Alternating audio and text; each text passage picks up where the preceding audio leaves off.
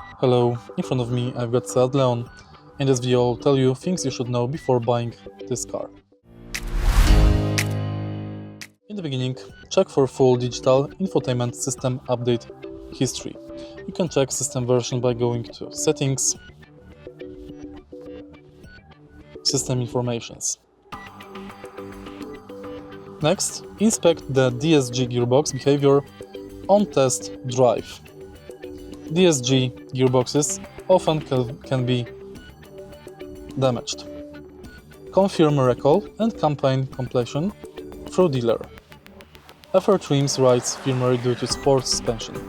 Test drive if ride comfort is priority. Look for signs of water ingress, especially around doors and boots.